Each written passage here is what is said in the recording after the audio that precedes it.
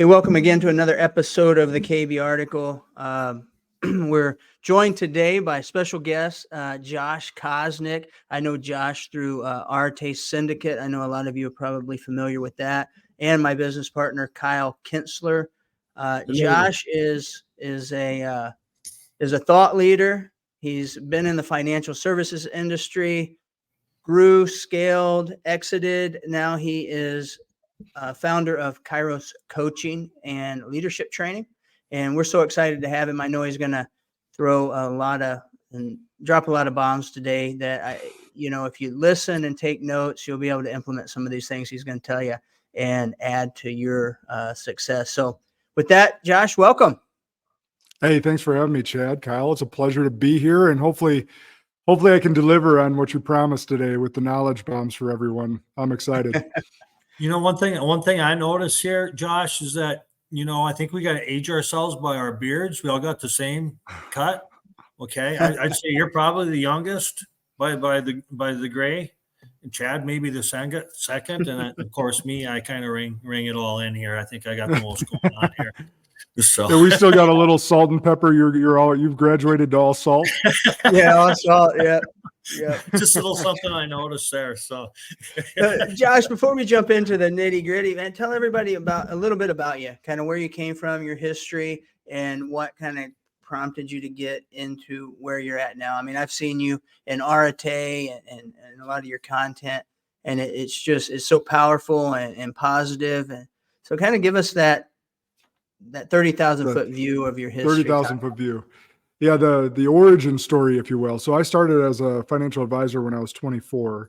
I come from a family of entrepreneurs, and my father was also in the financial planning field as well. And I actually tried to stay away from him, tried the corporate route for a minute. I was a sales manager at Best Buy and asked for a raise one time, and they told me no. And that was about it, because I didn't want anyone in control of my income from there. And so I left that world, struck out on my own, the all commission world, and figured it out. And it was a great run. I loved serving clients. I love partnering with people like you, Chad, and the CPA field to help clients really mitigate taxes, to help them.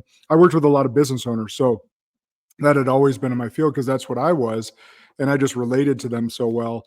So helping them mitigate tax, helping them plan for the future, helping them with risk management in the present, and really just helping their families grow. So I've paid death claims, I've paid disability claims, I've helped people send their kids to college, I've helped people retire earlier. Like, those things were all very gratifying to me. But where I was finding the most joy was leading people and helping advisors grow and scale their businesses faster. So I started down the leadership journey and the leadership path while growing my personal practice.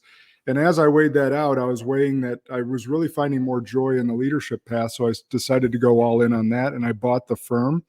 So I had about 250 people underneath me, where 115 were advisors, 1099 advisors. So it was a really different dynamic, managing people that are their own bosses and helping lead them into a common vision. And sold that firm a couple of years back. And since then, I've just leaned into helping entrepreneurs, helping advisors still, because I have a huge knowledge base from that field, but really helping entrepreneurs grow and scale and avoid, hopefully, some of the bumps that I incurred along the way, and helping them create playbooks and systems that help them have more peace with their life or their business, so that they can live a life that's more integrated. Because I've also seen too many business owners really become wealthy or successful in their profession and kind of bankrupt at home. And I think that's a tragedy, and one that I hope to help people avoid as much impact that I can have. Yeah, we're feeling that. I know I'm feeling it right now. And but we're in the tax business, of course. And you see, Chad and I, we're not at the tax office, and I'm actually sitting at home, but my home's very quiet. And I'm sure Chad's is too.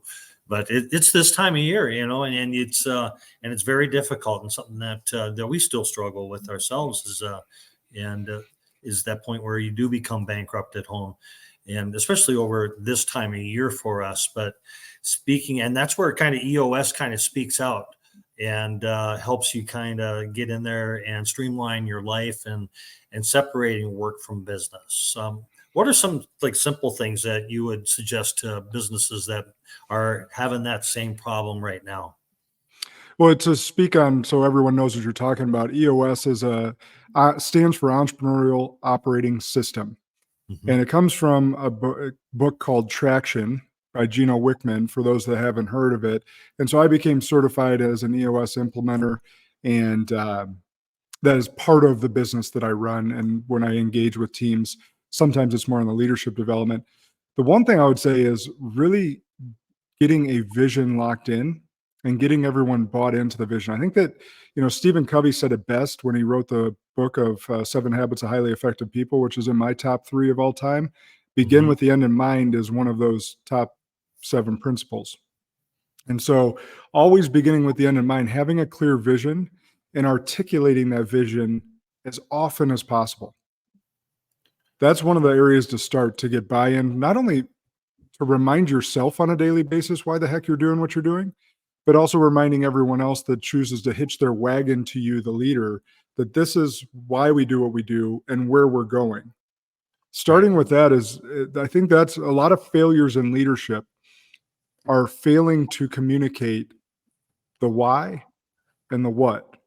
And it's, Right. and then you can get into the how and all the different stuff that comes underneath it. But when you can constantly focus on the why and where we're going and why we're doing what we're doing right now in the present tense, and then also creating that winning culture along the way where we're hitting goals on a quarterly basis, we're hitting goals on an annual basis, and celebrating those victories along the way. There's a whole bunch that goes into that with culture. But I think that's one of the key things is the vision is very clear inside the leader's head.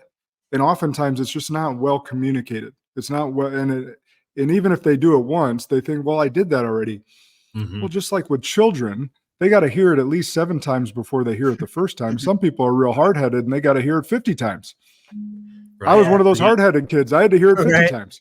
I know. Right. I still am. I think you hit on something really important. I think, and Andy speaks of it. Andy Frisella in the Arte Syndicate, and I believe it was just on a call a couple weeks ago. He spoke to it about celebrating the culture, things that are moving the culture forward within the organization, and not so much on the financial and the sales numbers and the production on that end. Is that something that you see and coach on? And uh, what part one? And how did you come to this revelation of EOS? Did you implement it within your practice early on, and that's kind of what you had that aha moment? This is Yeah.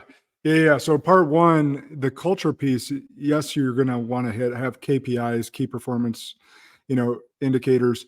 You got to have those things that you celebrate and hit those. But if it's only about that, your team's going to get burnt out and just think that you're just a hard charger that only cares about the numbers. So one of the ways, and actually being at an EOS conference taught me this. This was not something I did publicly, but it was something that I was more of like an organic build the culture, exhibit it by action. Mhm. EOS, they took it like as an entity, they took it a step further. And I'm sitting there at my first EOS meeting, and we get into this large room, like most of us have been in, like this large ballroom. And there's 600 people in there at these round tables, but there's microphones scattered throughout the room. And one of the first things they did was a core value call out.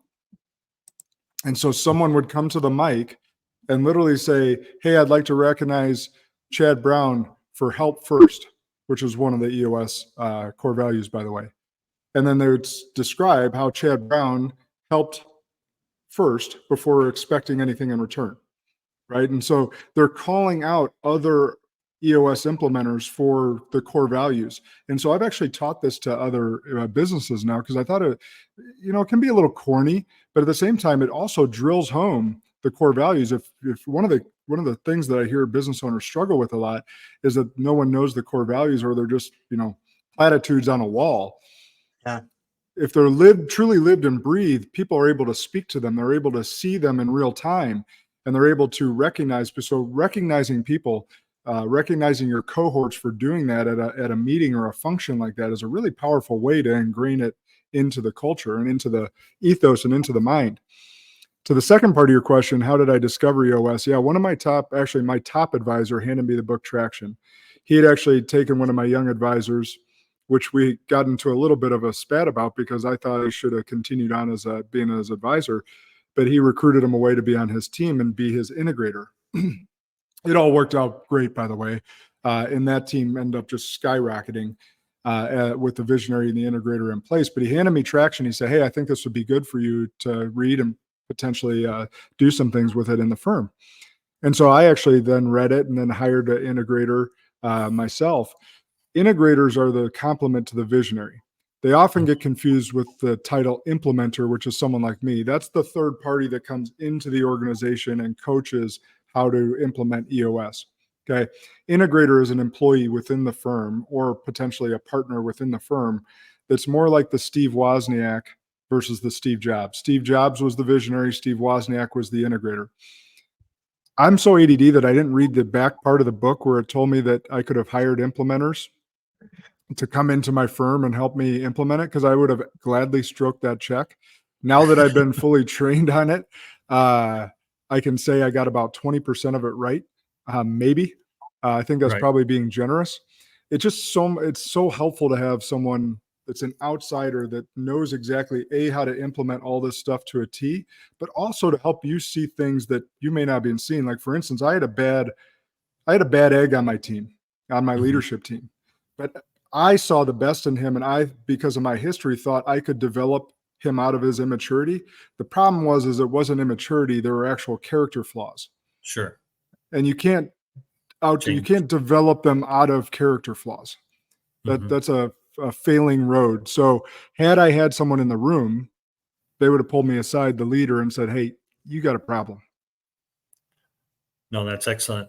Excellent. Now, how do you do things like how do you celebrate? And when you were talking about how do you celebrate those wins or culture each day? What does that look like? Or let's say if you're not at locations or whatever it is, just what are some things that our leaders can do within the organization to do shout outs or build up that culture through celebration?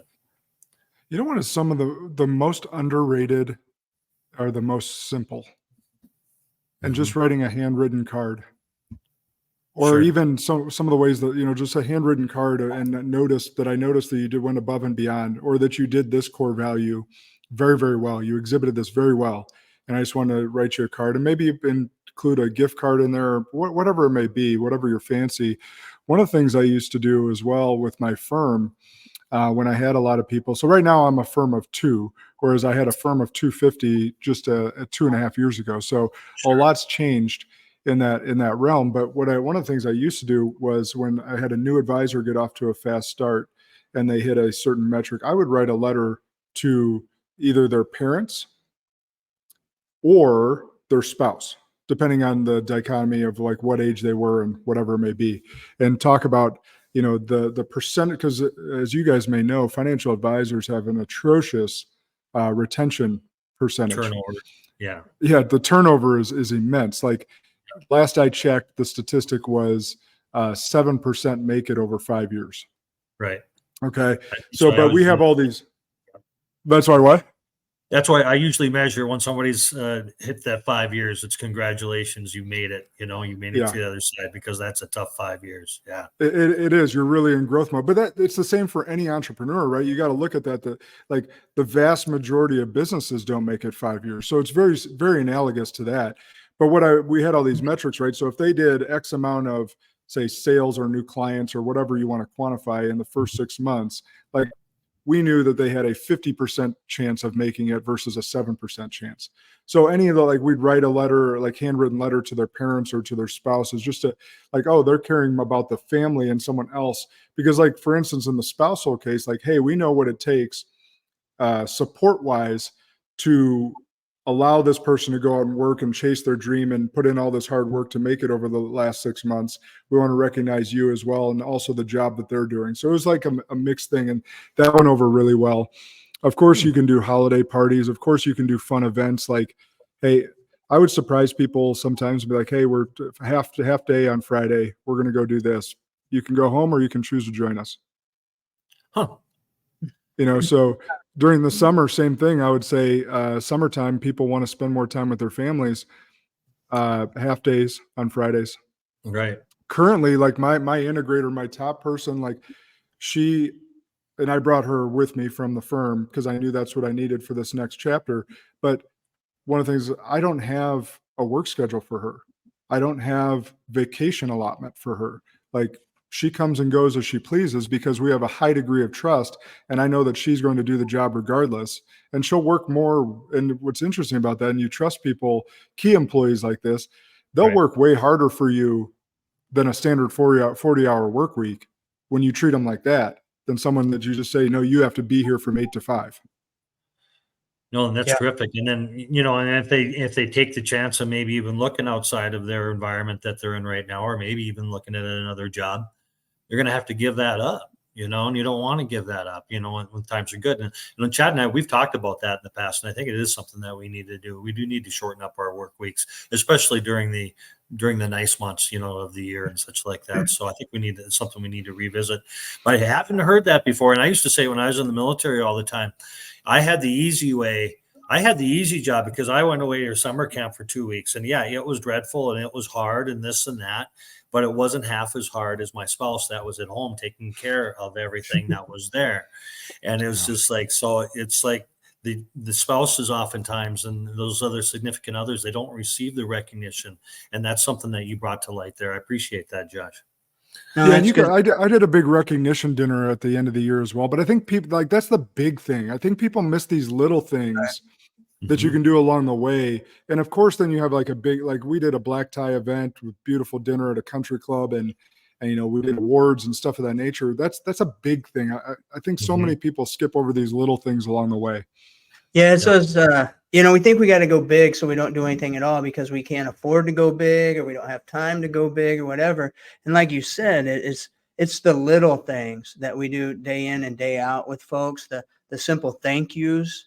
Maybe just, hey, let's go grab lunch Friday afternoon, just you and I, and let's chat. Get to know them a little bit more. And I think as business owners, entrepreneurs, we think we have to be so grandiose sometimes, to make it effective, that Mhm. that it's really not. I mean, you can do things that cost nothing, just by Mhm. showing gratitude and you know, truly that you appreciate them for what they do and what they deliver for you and for your clients. So it's Or how good about stuff. development? How about development? If Yeah. you get to know them and they have a passion for learning more, they want to become a leader, send them to a Dale Carnegie course. Sure. They want to get a designation in whatever industry, financial or CPA, whatever it may be. Like, help them pay for their studies, pay for their books, or offer something that helps them develop as a human being and as a professional, because it's only going to help you even further. Yeah. Yeah. We just, or I did, Kyle couldn't make it, but on Tuesday, I had a conversation with Lisa Small. Have you met Lisa in I've Arte? heard of her. I don't know that we met yet. She specifically works with the team building aspect and getting to know your people and that leadership with small organizations. And she hit on a number of these points, is, getting to know your people and who they are, and what drives them is the number one thing for employee retention and satisfaction, because you're showing you care about them as the person, not the profit driver. Right. So Yes, good so stuff. good. But you speak about work life integration. That's something that pretty important to you, that you teach to your uh, clients. What is that? Describe what that is, why it's important, how you go about that process, Jeff. Yeah. So over the last 20, 30 years, I want to say, maybe even further, but for sure the last couple of decades, this work-life balance has been a hot button topic. Uh, and it immediately elicits some negative feelings because people think of balance being 50-50. Like, they just think like, okay, work has to be equal to life. And that's just never the case. I mean, so even if you were a normal standard employee that worked 9 to 5, but your kids are in school from 8 to 3 or 9 to 3, whatever it may be, 3:30, then they have after school activities. Oh, and by the way, you have this thing called sleep that you need. Sure. Yeah. So if you break down 8 hours of sleep, 8 hours of work and or school, and you have 8 hours potentially of free time. But of course, the kids got activities, you got after school stuff or after work stuff or whatever it may be. Like, you're never going to have an equal time, because that's when people think of balance, they think equal. Right. And that's just never the case. So people are trying to separate their work and their life so much and it's a losing battle, especially if you really are passionate about what you do, because then you feel guilty and shameful that, hey, I got these goals outside of my family and I'm being told that I'm being a bad father or a bad mother because I'm not here all the time, or because I have a passion over here. Like, it's ridiculous. So, and society does it, and we do it to ourselves, and we do it to our friend. Like, it's a losing battle. So I talk about integration as like figuring out a way where you can integrate your passions, which can be your work, especially if you're an entrepreneur. That's a passion. It's your baby. But then also your family, your spiritual life, your friends, relationships, all the different things. Is just figuring out a way to integrate. So I actually stole Darren Hardy's Wheel of Life. And if anyone's read The Compound Effect, it's in there. And anyone that does Darren Hardy work, he just basically put a graph on an axis that shows, here's the line of professional on a scale 1 to 10. Here's financial. Here's relationships. Here's your family. Here's, I don't know if I said financial, physical, mental, etc. Mm-hmm. And then you rate yourself 1 to 10, and then you connect the dots with a line. And it basically, how even is your wheel, is what it shows. And so I fill mine out every year, at least once a year. If I try to do it quarterly, but at least one time per year when I'm doing annual planning. And I teach all my coaching clients the same framework, because it's seeing how integrated is your life, how balanced is your wheel. Are you do you need some attention? Like, is your financial, you rated a 4 and everything else is an 8 or 9? Okay, well, what happened financially, and how can we move that to get in line with the rest of your ratings? Or physical, your physical being fell off. How do we move the needle and make that more important in 2024 to make sure that you get back in line with the rest of your wheel? Yeah, that wheel, that won't turn very well with an 8 and a couple 3s in there and another 5, and that type of thing. It's just kind of hokey. It's just, and that's kind of how I oftentimes feel. And I know my wife, she's like that, and unfortunately, it's hard. It's just hard to get off of that track sometimes.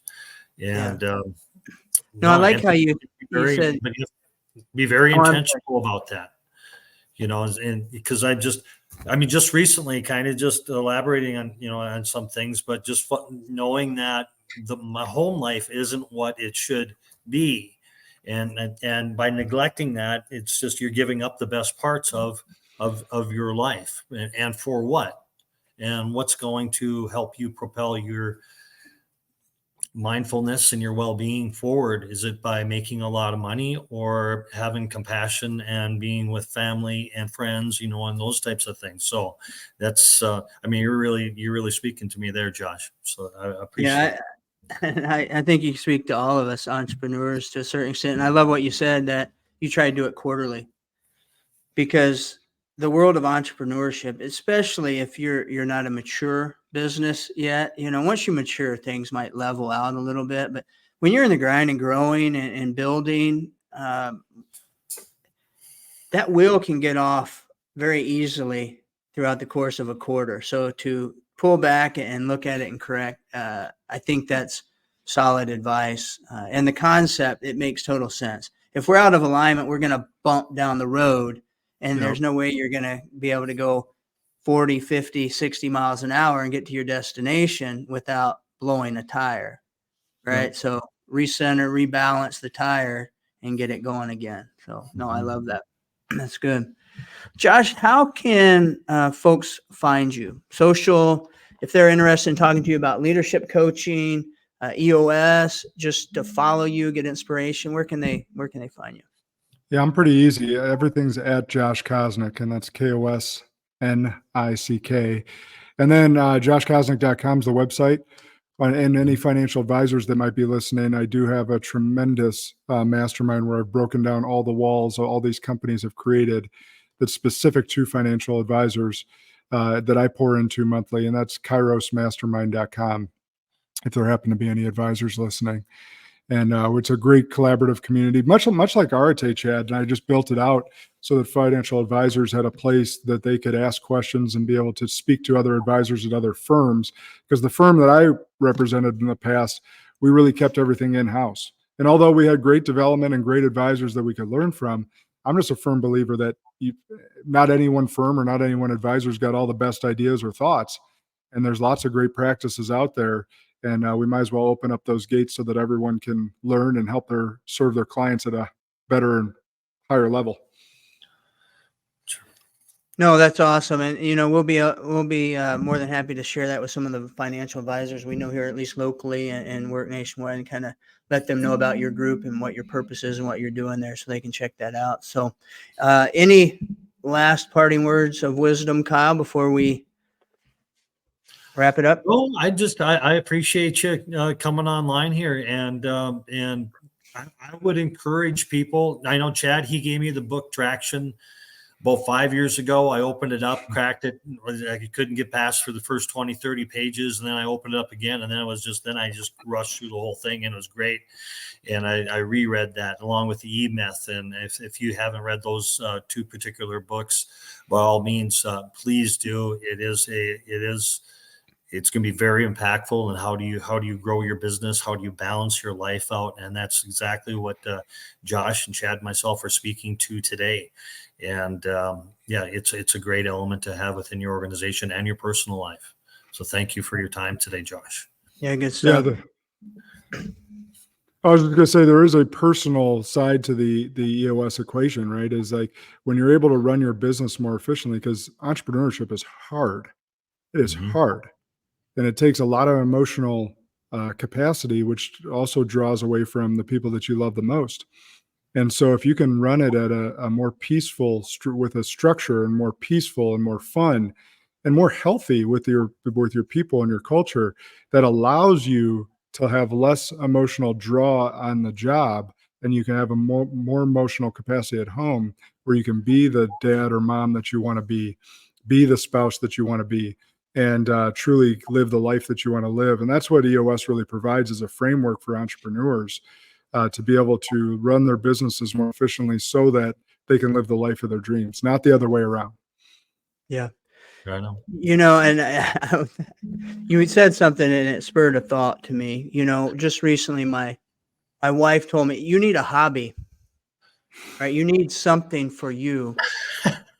And so you went on a run. honestly, and you guys have probably both heard that in the past. And I'd say, fitness, if it was a hobby, that's what I do. It's part of my routine. But most people don't understand, like you said, that your entrepreneurial journey and your business, that is your passion.